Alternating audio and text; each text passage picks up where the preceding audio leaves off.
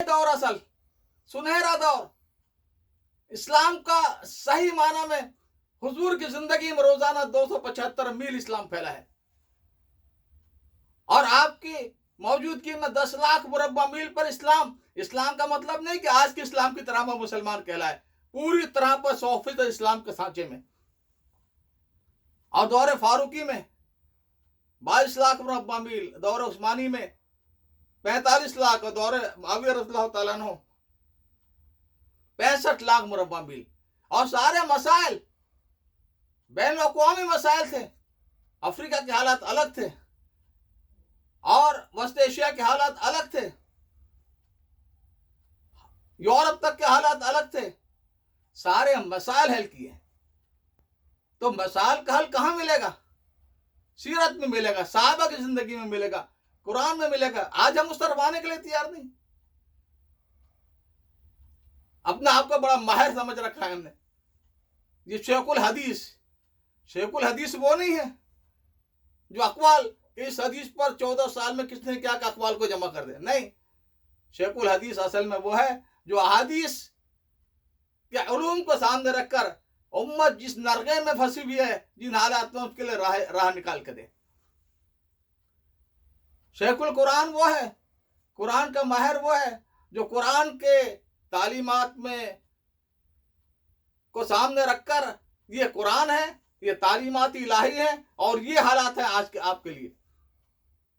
Buckle में खुद ये शेखुल इस्लाम भी बने हुए और शेखुल कुरान भी और शेखुल हदीस भी, मुफक्कर इस्लाम भी, और न जाने क्या क्या बकल में खुद।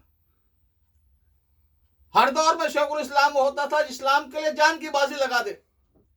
इब्ने तैमिया एक तरफ इल्म का बहर ज़खार है और दूसरी तरफ तलवार हाथ में लेकर कह रहे हैं बादशाह को, कसम खाकर के तुम फतहयाब हो गए, मैं कसम खाकर कहता हूं।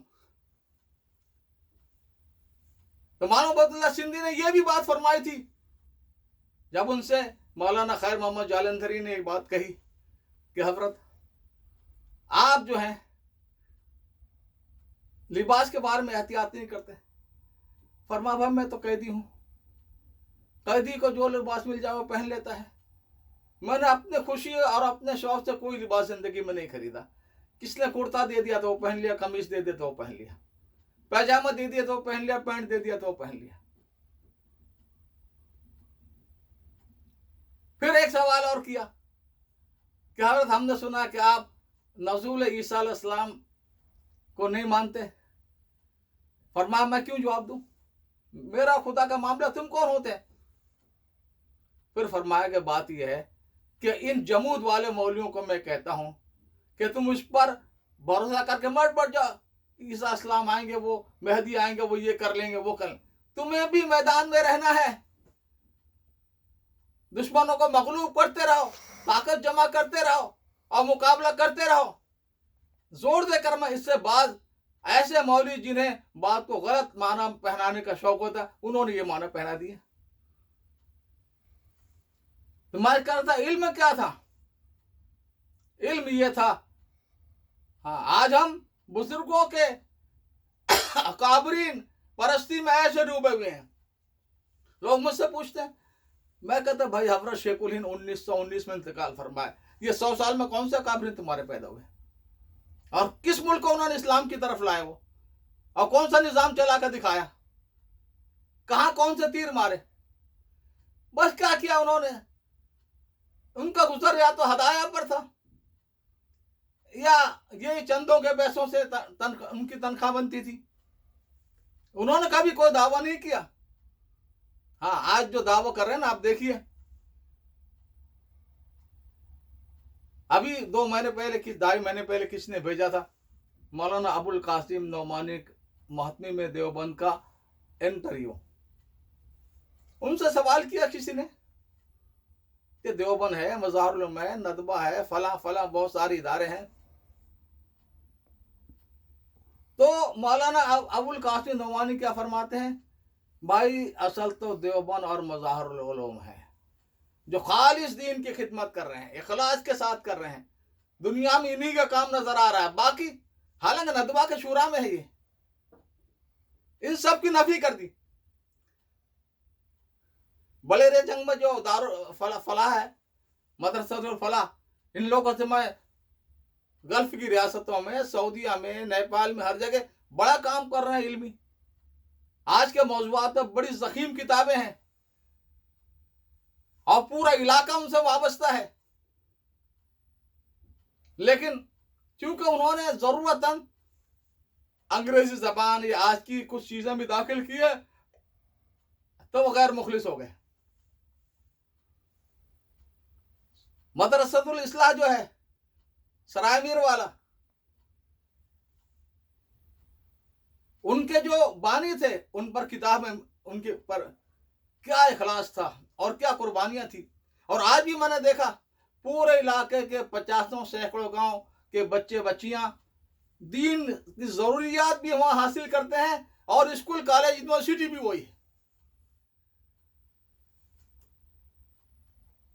है। जामे हिदायत, क्या वहां पर टेक्निकल तालीम है और औजार बनाए जा रहे हैं, ये हो रहा, सबकी नफी। इखलास का टोकरा सिर्फ देवबंद और सहारनपुर के सर पर है, बाकी सारे गैर मुखलिस हैं।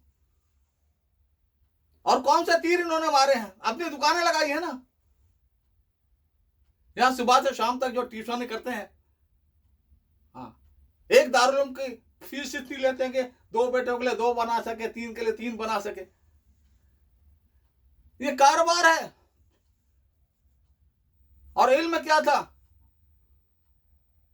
अब आप देखें, हुजूर अकरम सल्लल्लाहु अलैहि वसल्लम जब तशरीफ लाए 17 आदमी नाम लिख सकते थे। सन 3 हिजरी में कुरान की सबसे बड़ी आयत जो 1 सफ़े की है, या अय्युहल्लज़ीना आमनू तदायनतुम बिदैनिन इला अजलिन मुसम्मा फक्तबूहु, ऐ ईमान वालो जब तुम उधार लेन देन करो लिख लिया करो। और पूर्व में अहकामात आ गए, जब गवाह बोला जाए हाजिर हो, और ये पूरे। अब ये अहकामात सारे जिस आयत में है, जो सबसे बड़ी आयत है, वो उस वक्त दिया जा सकता है जबकि कंपलसरी तालीम हो, 100% तालीम याफ्ता हो। कंपलसरी तालीम यूरोप में 19 और 20वीं सदी में आई, हमारे दौर नबूवत में आ गई थी। हर गुलाम और बांदी तक तालीम याफ्ता था। आप देवबंद के किसी कोने पर खड़े हो जाएं, मज़ारुल के किसी आम आदमी को पूछें कितना इल्म है उसके पास, इस्लाम को जानता है नहीं जानता। ये तो सिर्फ उन लोगों को पैदा कर रहे हैं जो दीन को जरिए माश बनाकर अपनी दुकानें चलाएं, सिर्फ वो लोग पैदा हो रहे हैं, हजारों की तादाद।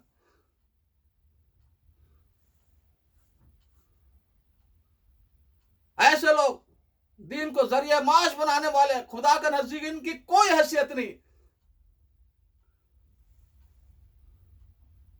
और जिस तरह मैं कहता हूं कि 2 बाजू परिंदे के हों, एक कितने मजबूत नहीं उड़ सकता, इस तरह हजरत आदम अलैहिस्सलाम ज़माने से लेकर हसन दुनिया भी है, हसन दीन भी है, कायनाती उलूम भी हैं और शरई उलूम भी हैं।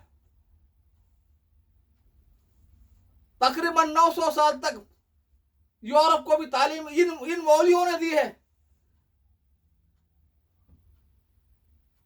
चाहे वो तिब मेडिकल हो, चाहे वो एस्ट्रोनॉमी और आसमानी चीजों की तहकीक हो, चाहे जहाज रानी हो, सारे उलूम दुनियावी हैं। और शुरू में जो मदरसे जैतूनिया का मैंने बयान किया था, जो ट्यूनिस में है, सबसे पहला जामिया, उन उलमा ने जो चीजें इजाद की थी अभी तक रखी हुई है वहां पर। 150 साल में हमने क्या इजाद किया है? यानी एक कम अज कम तीब था, अच्छे तबीब जितने भी पहले थे, अच्छे आलिम थे वो। ये खिदमत खल्क का एक मौका था। आज हजारों तबीब हिंदू मुसलमान खिदमत कर रहे हो, तो ये भी बंद कर दिया कि अब तो सिर्फ फ्री का ही खाना है, हरामखोरी ही करनी है। भाई मुख्तसर करो ना, तुम्हारा 80% निसाब तो इन बदमाश यूनानी फलासफरों का है, बुत परस्त और जानी और घटिया इनके अय्याशी के जो फलसफे थे। कुरान का कितना हिस्सा है तुम्हारी तालीम में? हदीस पर वो तो अभी शाउल्लाह की बरकत से आ गया, वरना दर्स निजामी में सीरत तो आज भी नहीं है। तो ये 80% ये बकवास हटाओ और असल इसको मुख्तसर करो और ऐसा करो कि 16 साल तक बच्चा दीन की ज़रूरत से चीज़ों से वाकिफ़ हो जाए और मैट्रिक तक की अहलियत उसमें हो जाए।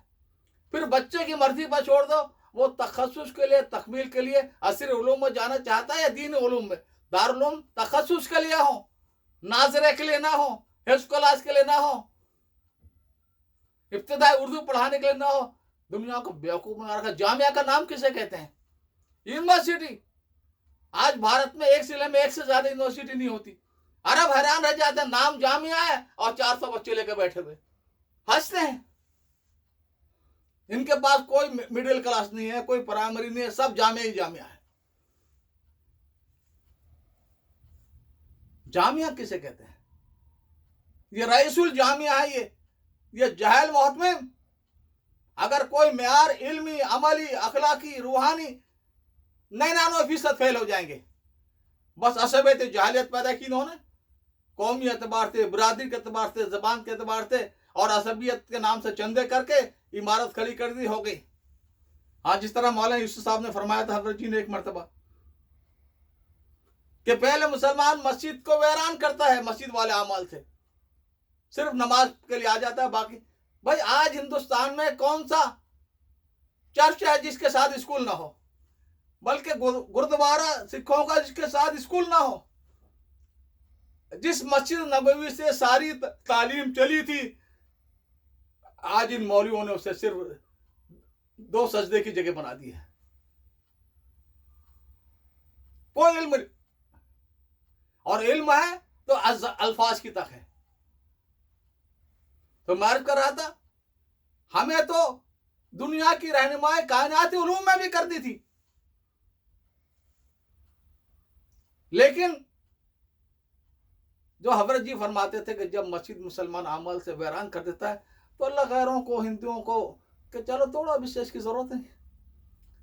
इस तरह इन दारुल उलूम में जो कुछ हो रहा था, ना कोई दाई निकल रहा था गैरों को इस्लाम समझाने वाला, और ना कोई तस्कीर करने वाला मुसलमान कुरान सुनना का दिल सोजी से, फिक्र से लाने वाले निकल रहा था। तो फिर अल्लाह ने कोरोना चलाया और ये चलता रहेगा। दज्जाली ताकत इस्लाम को दुश्मन लाए इसलिए है कि उन्हें अपना काम करना, इन सबको इधर मशगूल करके। अब इन मौलवियों का यह है कि भाई चंदा नहीं हो रहा तो क्या तुम्हें बैठे बैठे खिलाएंगे? इतना बोझ बढ़ा दिया है हिंदुस्तान में, पाकिस्तान में हर साल 20-30 हजार रोड पर डालने के लोग फराकती मौल। क्या मौलवी बनाया तुमने? क्या पढ़ाया उनको? इनमें से कोई दाई है? इनमें कोई दीन की फिक्र करने वाला है? जो फिक्र नबी डालते थे हर मुसलमान के दिल में। अब आप देखिए ना, वो सहाबी जब हुजूर ने फरमाया कि नमाज के लिए कैसे जमा करें, अब वो फिक्र लेकर सोए, अल्लाह ने पूरी अजान उनको इल्का की, उनके नींद की हालत में। उनका कोई नाम भी नहीं जानता अगर वो फिक्र ना होती। आज इन मौलवियों को कोई फिक्र नजर आती है आपको मिल्लत के मसाइल में? हाँ, एक तो इन मौलवियों ने एक फलसफा चला दिया, कौम औतान से बनती है। नेशनलिज्म, जो सेहूनियों ने पोप को से काट कर अपने साथ जोड़ने के लिए एक तबका जो बना, उसके लिए शुरू किया था। अब ये सारे देवबंदी, गैर देवबंदी नेशनलिज्म पर और जमहूरियत पर ईमान लाए। क्या नेशनलिज्म? ये कि बंगाली मौलवी सिर्फ बंगाल के बाहर का सोचेगा भी नहीं, पाकिस्तान के अलावा पाकिस्तान का मौलवी नहीं सोचेगा, इंडिया का मौलवी जो है वो सिर्फ इंडिया का। ये क्या है? ये कुफ्र है ये। अरे तुम तो हुजूर के वारिस से सारी कायनात के इंसानों का सोचते हैं, पूरी इंसानियत का सोचते, नहीं तो कम से कम मिल्लत इस्लामिया का। किस हालत में मुसलमानों पर क्या गुजर रही है, सोच ही नहीं। हाँ, यहां पर अभी लेस्टर में गुज़श्ता साल मौलाना महमूद मदनी आए थे। उन्होंने बड़े बड़े पीरों का शहर है ये लेस्टर, हाँ, बड़े बड़े अल्लामे बने हुए, इन सबको जमा किया और तकरीर की हिंदुस्तान के सियासी हालात पर, और दुनिया के भी सियासी हालात जिंदन आ गए। और पहले फरमा दिया था मौलाना ने कि भाई सवालात करना समझने के लिए। घंटा 1.5 घंटा तकरीर होगी, कोई सवाल के लिए नहीं उठ रहा। बार बार फरमाया कि भाई पूछो कुछ। तो एक मौलवी खड़ा हुआ और उसका सवाल, ये सियासी बयान पर यह सवाल था कि मौलाना आप कौन सा वजीफा पढ़ते हैं अपनी हिफाजत के लिए?